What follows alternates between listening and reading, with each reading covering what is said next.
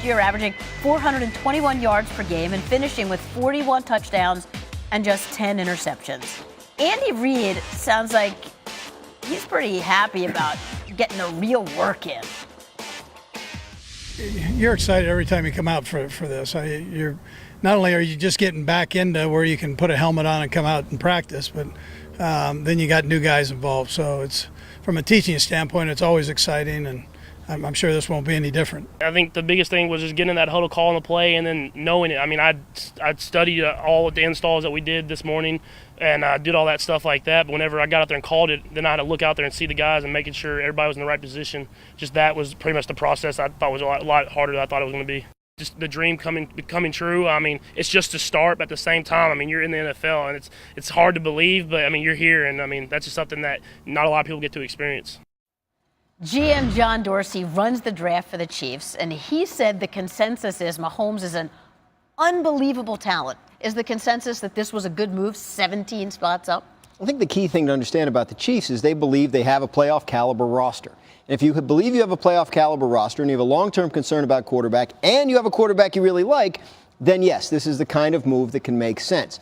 If you look in the short term, there are legitimate questions about the Chiefs at linebacker where they're getting a little bit old, and they play in a division that was very difficult to win last year. The Raiders and Broncos should still be strong, and the Chargers should bounce back. So you can make the case that they could have used that early draft capital on guys who would have helped improve this year's team.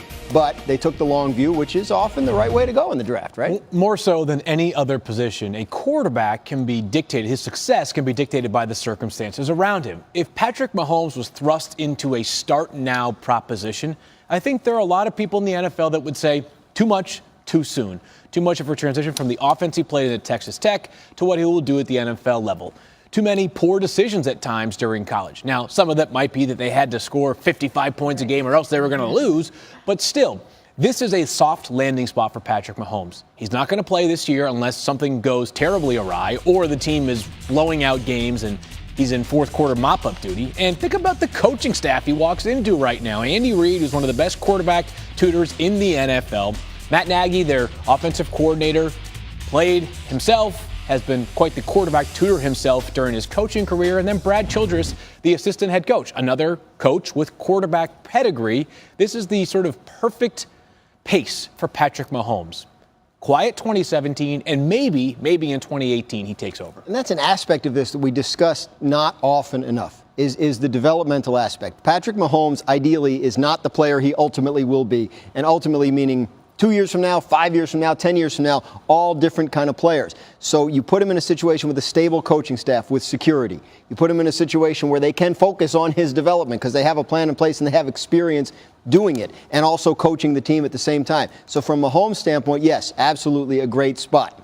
There is an argument to be made that the Chiefs would have made the 2017 version of themselves better by handling the draft otherwise, but they obviously trust themselves to figure that out. Vision is a big part of drafting. Sure. And I think that's, if you believe this guy, this is a franchise quarterback, we believe this is a franchise quarterback or that we can make him into one, then of course it's worth the price. Yeah, and an opportunity cost at quarterback. If you don't make this trade now, who's to say that quarterback of the future is available next year? The Chiefs could well be in the same spot record-wise, 12-4, maybe better, make another deep playoff run.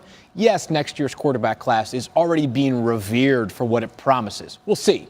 But the Chiefs next year could be at 28 again, and teams may have more of a premium on those quarterbacks, and they may not be available. When you have a shot, you have to take it at that quarterback spot.